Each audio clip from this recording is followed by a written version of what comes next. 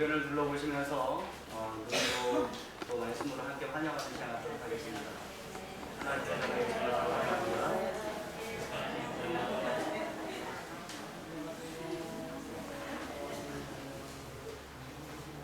네, 아름다운 찬양을 준비해 주신 우리 오시에르 악단에 감사를 드립니다.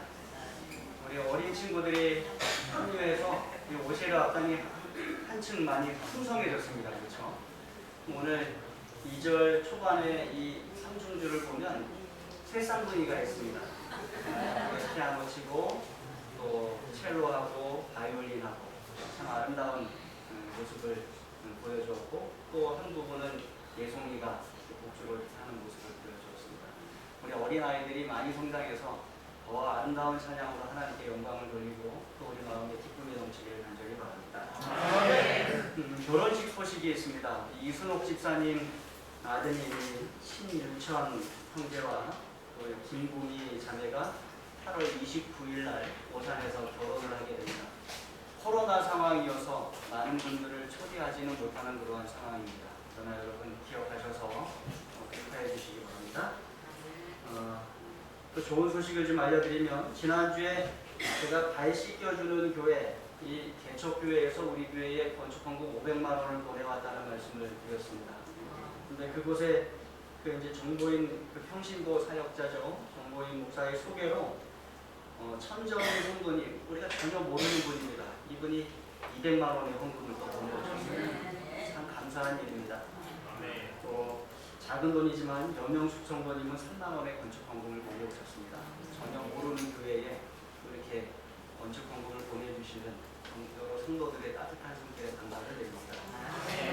또 소금남 집사님은 지금 현재 우리 교회를 떠나서 공주교회에 출석하고 계신데 헌금을 참 자주 드리고 계세요. 지난 시기에도 300만 원의 건축 헌금을 드려주셨습니다. 우리 집사님께 감사를 또 표해주시면 좋겠습니다. 자, 우리 이제 새 성전 건축표 함께 외치도록 하겠습니다.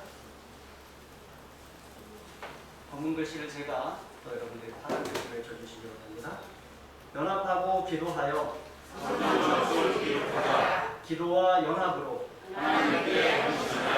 다시 한번 하겠습니다. 연합하고 기도하여 기도와 연합으로 하나님께 헌신하자. 감사합니다. 하나님께서 계속해서 우리의 성전 건축을 이끌어 주시길 간절히 기도드립니다. 건축 진행 상황을 사진을 통하여 좀 보여드리겠습니다. 이 모습이 8월 15일 지난 일요일의 모습입니다. 주유소 쪽에서 들어가는 입구에 있는 그러한 모습이고요. 15일 날 큰 크레인이 와서 이제 지붕 위로 필요한 건축 자재들을 옮기는 일을 했습니다. 이것은 1층 홀의 모습인데 가운데 솟아있는 것이 엘리베이터가 들어가는 자리입니다. 그리고 오른쪽에 있는 부분이 길에서 들어오는 주 출입구라고 이렇게 보시면 되겠습니다. 이 모습은 1층 주차장, 그러니까 저쪽 성전 아래쪽 주차장인데요. 그 가운데 보이시는 문은, 왼쪽에 보이시는 문은 여집사님들 방으로 들어가는 문입니다. 그러니까 주방과 연결되어 있는 그 문입니다. 이 부분이 이제 왼쪽이 카페, 그 다음에 중간이 식당, 오른쪽이 주방이 되는 그러한 곳의 모습입니다. 가로질러 있는 보드를 여러분들이 좀 보실 수 있겠습니다. 드론으로 내려다본 사진입니다. 이 모습을 보시면 잠깐만요. 이 부분은 벌써 지붕으로 덮여 있는 것을 보실 수 있습니다. 슬랍으로 이 부분이 덮여 있고요. 나머지 부분들은 아직 덮여 있지 않은 그런 모습입니다. 근데 보시니까 1층에 어느 정도 모양이 많이 형성이 됐죠. 상당히 많이 진전이 되었습니다. 다른 쪽에서 본 사진을 좀 보여드리면 여기는 주유소 반대편에서 바라다본 모습입니다. 마찬가지로 이 부분은 이미 지붕이 슬라브가 많이 덮여져 있는 그런 모습을 보실 수 있겠습니다. 여기가 주방이고요. 여기가 식당이고 여기가 카페 자리가 되겠습니다. 그리고 이쪽으로 어린이반들과 치료봉사실, 그 다음에 남성 성교회 이러한 방들이 있는 곳이 되겠습니다. 1층에서 2층으로 올라가는 계단이 만들어지고 있고요. 또 1층 전면에 벽을 위한 작업이 진행되고 있습니다. 이렇게 되고요. 자, 이게 어제의 모습입니다. 어제 드론의 모습인데 처음에는 여기만 슬랍으로 덮여 있었는데 이제는 덮여 있는 부분이 식당과 카페와 주방까지 다 덮여지게 되었습니다. 이제 여기가 덮여지면 콘크리트 타설이 이루어지게 되는 것입니다. 그러한 일들이 아직 진행되고 있음을 알아주시고요. 이렇게 보시면 경사가 좀 보이실 것입니다. 여기가 좀 낮고요. 여기가 조금 높습니다. 그렇죠? 여기가 성전의 강대상 부분입니다. 그래서 계단식으로 내려가기 때문에 조금 낮고요. 이 뒤쪽으로 올라갈수록 조금 경사가 있어서 이렇게 높아지는 형태로 이렇게 되어 있습니다. 다른 쪽에서 보신 사진을 이게 이제 월요일날 사진이고요. 월요일날 사진은 여기가 아직 덮여지지 않았었습니다. 그렇죠? 그런데 이렇게 금요일 사진을 보면 이쪽에 다 덮여져 있는 것을 여러분들이 보실 수 있습니다.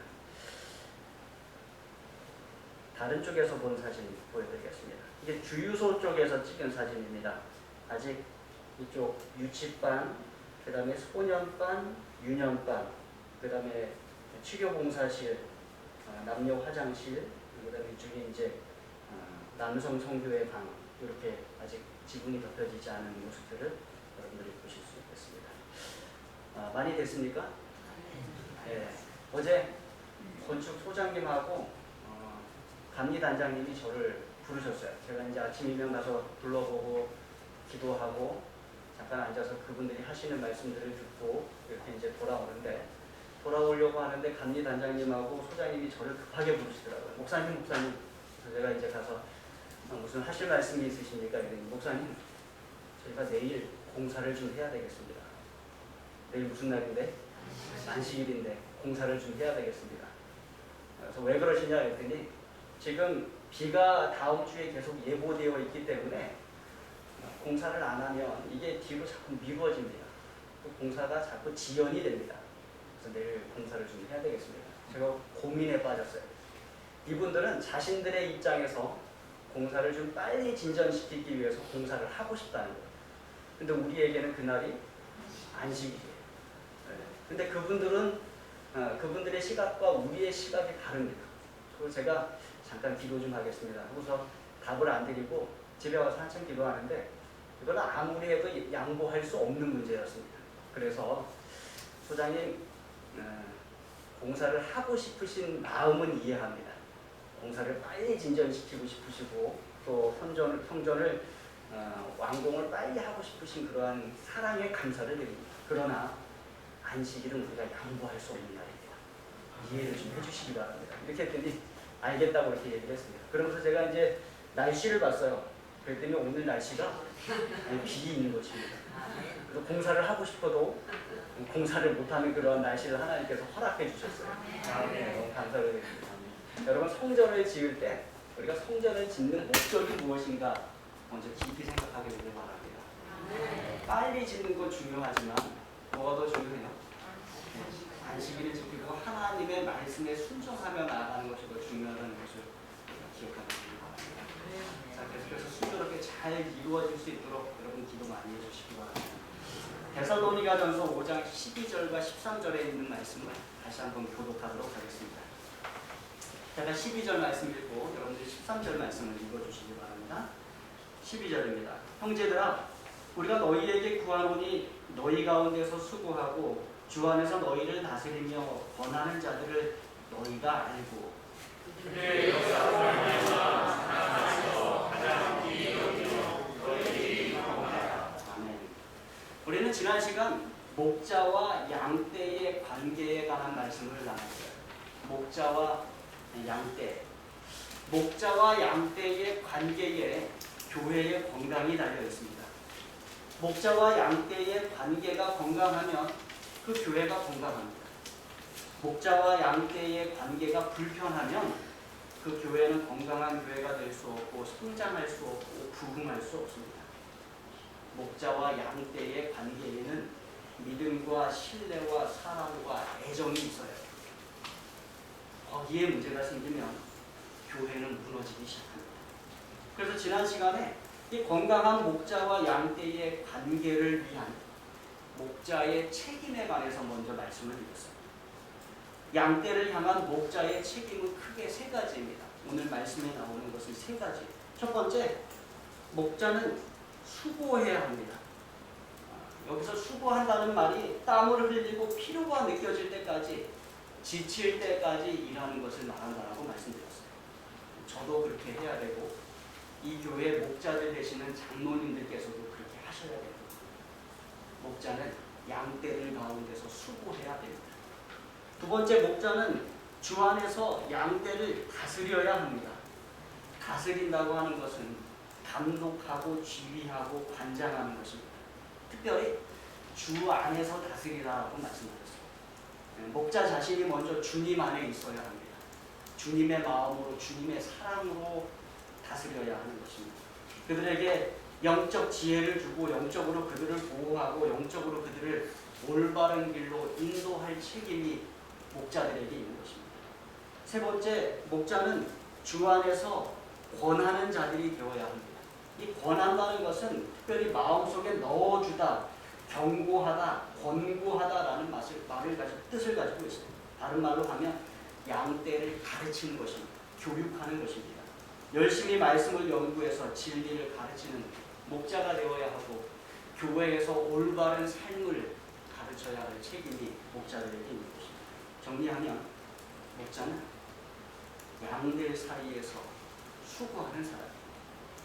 주 안에서 양들을 다스리고 주 안에서 양들을 가르치는 자인 것입니다. 이 세 가지가 목자의 책임, 목자의 임무입니다.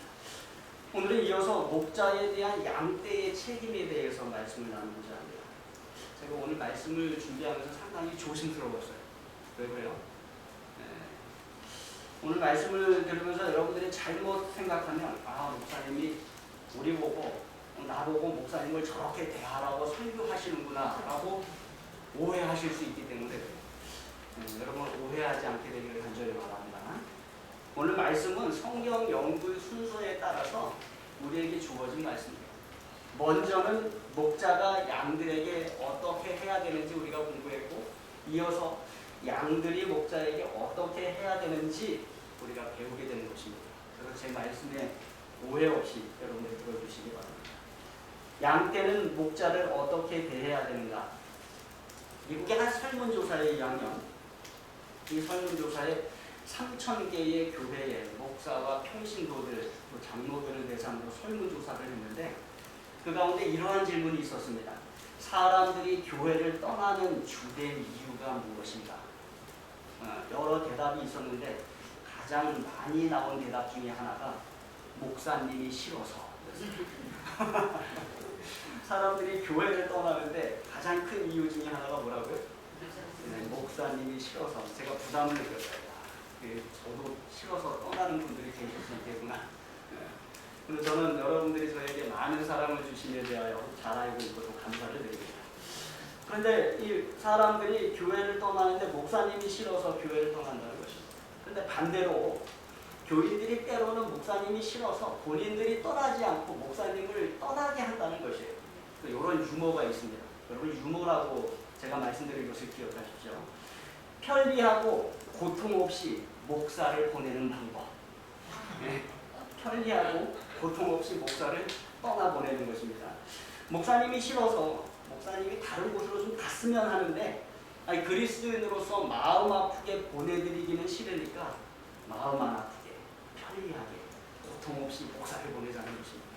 첫 번째, 목사님이 설교할 때 눈을 똑바로 쳐다보고 집중하며 자주 아멘한다. 그러면 목사님이 죽도록 설교를 준비하고 죽도록 말씀을 외칠 것이다. 그렇게 목사님이 가는 거예요. 두 번째, 편리하고 고통 없이 목사를 보내는 방법. 두 번째, 목사님의 등을 자주 토닥이며 자주 목사님의 칭찬을 한다. 그러면 목사님이 죽도록 일할 것이다. 그렇게 목사님을 보내는 것입니다. 세 번째, 교인 스스로 그리스도께 헌신하고 목사님이 기뻐할 만한 일을 많이 가져다 준다. 특별히 영혼들을 많이 소개해줘서 목사님이 기뻐서 심장마비로 쓰러지게 한다. 편리하고 고통 없이 목사를 보내는 방법. 네 번째입니다. 온 교회가 목사님을 위해 연합하여 기도한다. 그러면 목사님이 유능해지고 유명해져서 더 큰 직임으로 간다. 그렇게 보내면 된다. 이렇게 재밌습니까? 실행해 보실만 하세요? 유머는 유머로 받아주시기 바랍니다. 양떼는 목자를 어떻게 대해야 되는가? 목자는 저뿐만 아니라 목자의 일을 하는 장로님들도 포함됩니다. 양떼는 목자를 위해 어떻게 일해야 되는가? 오늘 말씀 중에서 찾아보면요. 첫 번째, 양떼는 목자들에게 감사해야 합니다. 여기 말씀을 보면은요. 너희가 알고라는 말씀이 있어요. 여기 보시면 형제들아 우리가 너희에게 구하노니 너희 가운데서 수고하고 주 안에서 너희를 다스리며 권하는 자들을 너희가 어떻게 하고요? 알고 이렇게 이야기합니다. 이 알다라는 단어는 신약 성경에서 말 그대로 알다라는 뜻으로 일반적으로 사용된 단어인데 그 진정한 뜻은 경험으로 알다입니다. 경험으로 알다. 다시 말하면 양떼는 목자들이 그들 가운데서 수고하고 주 안에서 그들을 다스리고 주 안에서 그들을 권하는 일에 열심히 애쓰는 것을 경험으로 알아야 된다는 것입니다. 무슨 말인가 하면 자녀가 나이가 들어 철이 들면 부모가 자신을 위해서 얼마나 수고했으며 부모가 자신을 위해서 얼마나 큰 사랑으로 돌보고 있으며 부모가 자신을 위해서 얼마나 큰 정성으로 가르쳐 왔는 것을 알게 된다는 것입니다. 알게 되면 뭐 하게 돼요? 감사하게 된다는 것입니다. 아, 그러한 일을 하고 계시구나. 경험으로 체득하게 되면 감사하게 된다는 것입니다. 그래서 이 알다라는 말을 가장 잘 번역한 단어 중에 하나는 감사하다. 너희가 감사하다. 뭘 감사해요? 너희 가운데서 수고하고 주 안에서 너희를 다스리며 권하는 자들에게 너희가 뭐하라? 감사하라. 그래서 여러분 우리 교회에 목자들을 향한 감사가 풍성히 넘치게 되기를 간절히 바랍니다. 사실 이미 여러분들은 그러한 모습으로 살아가고 계세요. 그러나 데살로니가 전서에 나오는 바울의 표현을 빌리자면 더 열심히 하고 라고 말씀을 드리고 싶습니다. 우리가 그렇게 부흥하는 교회 되기를 바랍니다. 양떼는 목자들에게 감사해야 한다. 역으로 생각하면요. 감사하기 원한다면 먼저 알아야 돼요. 여러분 알기 위해서는 교회에 와서 그저 예배드리고 가는 신앙생활 가지고는 알 수가 없어요. 조금 더 깊이 들어오셔야 됩니다. 알아야 감사할 수 있어요. 모르면 불친절하게 되고 비판하게 되고 무관심하게 됩니다. 그러나 알게 되면 그 사람의 열정을 이해하게 되고 그 사람의 일을 이해하게 되고 존경하게 되고 존중하게 되고 감사하게 된다는 것입니다. 그래서 우리가 서로 알아가는 것이 중요하겠습니다. 그래서 삶을 나누는 것이 중요합니다. 이들이 무엇인지 사는 곳이 어디인지 그들의 자녀는 누구인지 그들의 가족은 누구인지 피상적으로 아는 것을 떠나 더 깊이 들어가서 그분들의 마음속에는 무엇이 있는지 그분들의 열정은 무엇인지 그분들의 고민은 무엇인지 그들의 기도 제목은 무엇인지 알아가야 한다는 것입니다. 그들이 교회를 위하여 어떠한 수고와 봉사를 하고 있는지 알아야 한다는 것입니다. 알면 사랑하게 되고 존중하게 되고 존경하게 되고 감사하게 된다는 것입니다. 그래서 서로 알기 위해 우리 교회가 서로 인사 잘하는 교회 되길 바랍니다. 지금도 잘하고 계셔요. 그러나 더 잘해야 되겠습니다. 대화를 많이 나누고 삶을 많이 나누는 그런 우리 교회를 간절히 바랍니다. 양떼의 첫 번째 책임. 그래서 양떼는 목자들에게 뭐 해야 한다? 감사해야 한다. 자, 두 번째입니다. 양떼는 목자들을 어떻게 대해야 되는가? 양떼의 책임 두 번째는 13절에서 찾을 수 있습니다. 13절 말씀 다시 한번 읽으실까요? 시작. 그들의 역사로 말미암아 사랑 안에서 가장 귀히 여기며 너희들이 화목하라. 여기 보면 13절에 가장 귀히 여기며 라는 말씀이 있어요. 가장 귀히 여기며. 양떼는 목자들을 귀히 여겨야 합니다. 목자들을 존중해야 돼요. 이것은 첫 번째, 양 떼는 목자들에게 감사해야 한다와 매우 비슷합니다.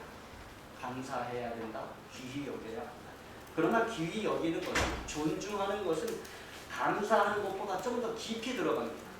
그것은 목자들을 고려하는 것, 생각하는 것입니다.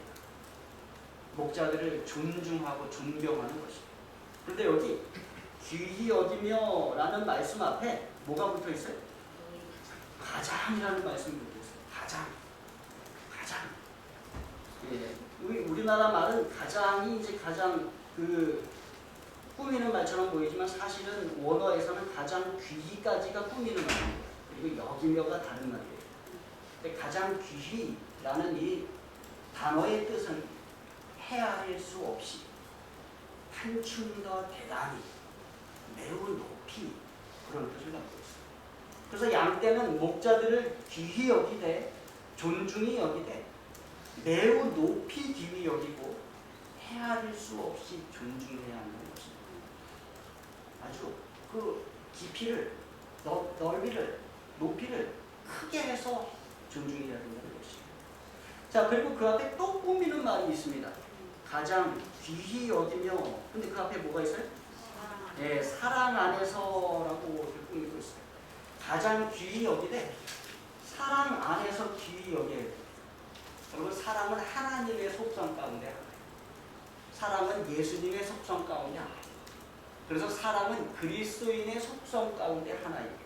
그러므로 교회에는 언제나 사랑이 있어야 돼요. 특별히 양 떼는 사랑 안에서 목자를 귀히 여겨야 합니다. 바울은 여기에서 사랑이라는 단어에 여러분들이 잘 아시는 아가페를 사용했어요. 아가페. 하나님의 사랑, 그리스도의 사랑. 양 떼는 그리스도의 사랑, 하나님의 사랑 안에서 그 목자들을 귀히 여겨야 하는 것입니다. 그래야 교회에 유익이 있어요. 만일 목자들이 양떼들로부터 충성스러운 지지를 받지 못한다면, 충분한 사랑을 받지 못한다면 효과적인 사역을 기대할 수 없는 것입니다. 사랑하지 않으며 존경하지 않으며 오히려 불평하고 비평한다면 그 교회에서 최고의 사역은 이루어지지 않는 것입니다. 양떼는 하나님의 사랑으로 목자들을 대하며 매우 높이 그들을 존중해야 하는 것입니다. 바울은 자신이 그러한 사랑을 받았었노라라고 고백하고 있습니다. 갈라디아서 4장 14절과 15절에 있는 말씀을 읽도록 하겠습니다. 제가 14절 읽고 여러분들 15절 읽어주십시오. 너희를 시험하는 것이 내 육체에 있으되 이것을 너희가 업신여기지도 아니하며 버리지도 아니하고 오직 나를 하나님의 천사와 같이 또는 그리스도 예수와 같이 영접하였도다. 너희의 복이 지금 어디 있느냐? 내가 너희에게 주하노니 너희가 말씀하셨거든 너희의 능력으로 빼어 나에게 주었다. 바울이 갈라디아 교인들에게 편지합니다. 바울이 자신이 그들로부터 얼마나 큰 사랑을 받았었는지 그 갈라디아서에 고백하는 것입니다. 이렇게 고백합니다. 너희를 시험하는 것이 내 육체에 있으되. 그러니까 바울에게는 갈라디아 교인들이 바울을 거절할 만한 시험거리가 그 육체에 있었습니다. 육체에 뭔가 약함이 있었어요. 우리가 자세히 알지는 못하지만 육체에 질병과 같은 것이 바울에게 있었어요. 그것을 정확하게 모르지만 분명한 것은 그 질병으로 인해 그가 사람들로부터 거절당할 만했다는 것입니다. 그러나 갈라디아 교인들은 그러한 바울을 어떻게 대했는가? 바울은 이야기합니다. 이것을 너희가 뭐하지도 아니하고 업신여기지도 아니하며 뭐하지도 아니하고 버리지도 아니하고 그 다음에 오직 어떻게 했다? 나를 하나님의 천사와 같이 또는 그리스도 예수와 같이 뭐했다? 영접했다라고 이야기합니다.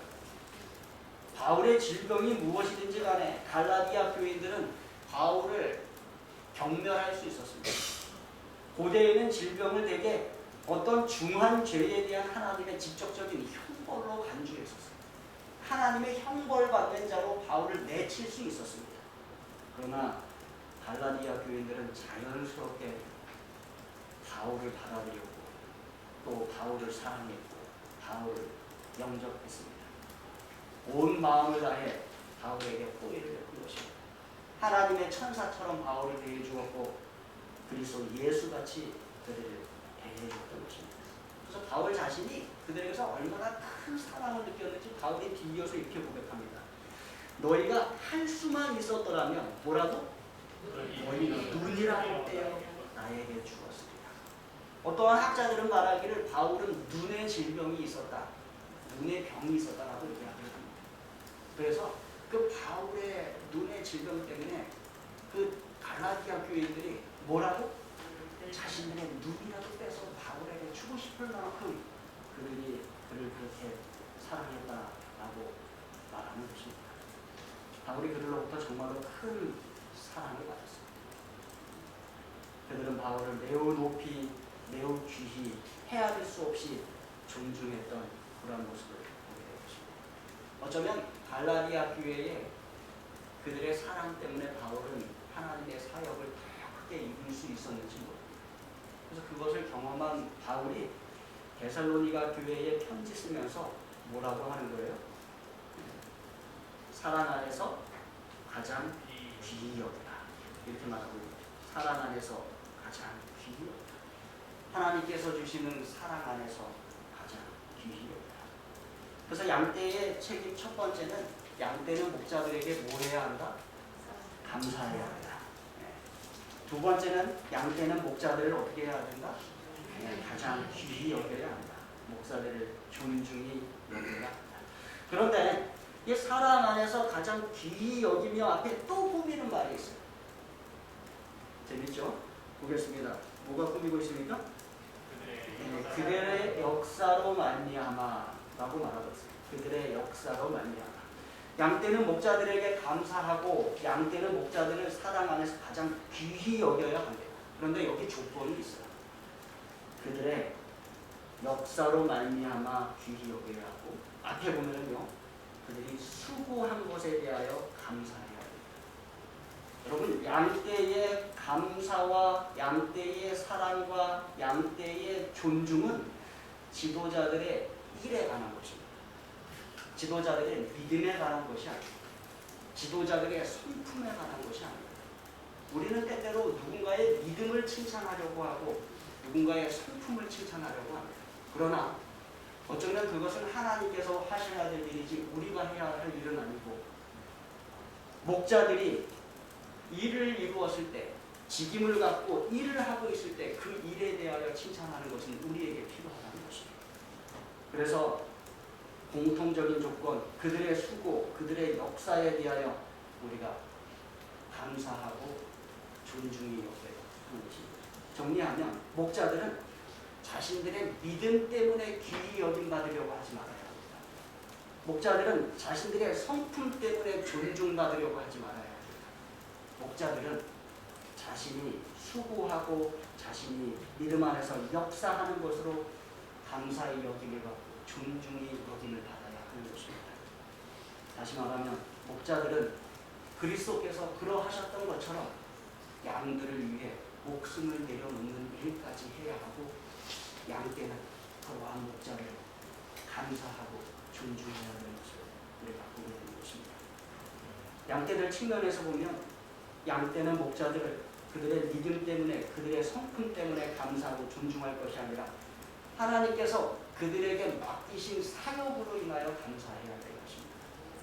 그들 안에서 수고하게 하고 그들을 다스리게 하고 그들을 가르치게 하고 그들 안에서 믿음의 역사를 행하는 그들의 직분과 사역을 인하여 하나님께 감사해야 하는 것입니다. 여러분, 그렇게 될 때 그리스도의 몸된 교회는 하나님 안에서 큰 유익을 얻는다는 것을 우리가 기억하시기 바랍니다. 소망하기는 우리 교회에 목자들의 수고와 목자들의 믿음의 역사가 풍성하게 있게 되기를 간절히 바랍니다. 더불어 양떼는 그러한 목자들에게 감사하고 또한 하나님의 사랑으로 그러한 목자들을 귀히 여기는 놀라운 역사가 있게 되기를 간절히 바랍니다. 이제 마지막으로 양떼의 책임 세 번째입니다. 세 번째는 여기 나와 있어요. 뭐라고 말씀합니까? 너희끼리 화목하라. 여러분, 어디서나 불화가 가장 고통스럽습니다. 불화보다 더 교회를 슬프게 만들고 혼란스럽게 만들고 어렵게 만들고 고통스럽게 만드는 것은 없어요. 그래서 교회에서 우리는 화목해야 돼요. 화목에 대한 여러 성경의 명령들이 있어요. 이 성경 구절을 찾으면서 살펴보도록 하겠습니다. 먼저 로마서 14장 19절입니다. 함께 읽겠습니다. 시작. 그러므로 우리가 화평의 일과 서로 덕을 세우는 일을 힘쓰나니. 우리는 하나님 안에서 화평의 일과 서로 덕을 세우는 일에 힘써야 합니다. 우리는 서로 화목하기 위하여 애써야 합니다. 다른 말로 하면 그저 같이 있다고 해서 그저 서로 가깝다고 해서 화목이 저절로 이루어지는 일은 아니라는 것입니다. 애써야지 이루어지는 일입니다. 고린도후서 13장 11절입니다. 함께 읽겠습니다. 시작. 마지막으로 말하노니 형제들아 기뻐하라. 온전하게 되며 위로를 받으며 마음을 같이하며 평안할지어다. 또 사랑과 평강의 하나님이 너희와 함께 계시리라. 거룩하게 임하심으로 서로 응하라. 화목하기 위해서 서로 기뻐하십시오. 서로 온전하게 되며 위로를 받으며 마음을 같이 하십시오. 평안하십시오. 사랑과 평강의 하나님이 그때 우리와 함께 하실 것입니다. 거룩하게 임하심으로 서로 문안하십시오. 서로 반갑게 인사하시고 서로 환영하십시오. 화목하게 되는 비결입니다. 에베소서 4장 3절입니다. 함께 읽겠습니다. 시작. 평안을 내는 줄로 성령이 하나님께 하신 것을 힘써 지키라. 화목하기 위해서 성령이 하나 되게 하신 것을 우리가 지켜야 합니다. 평안에 매는 줄로 그것을 자꾸 잡아매야 합니다. 그것을 깨려고 하는 것은 사탄의 일이에요. 깨지지 않도록 성령 안에서 우리가 노력하면서 지켜야 하는 것입니다. 골로새서 3장 15절입니다. 함께 읽습니다. 시작. 그리스도의 평강이 너희 마음을 주장하게 하라. 너희는 평강을 위하여 부르심을 받았나니 너희는 또한 감사하는 자가 되라.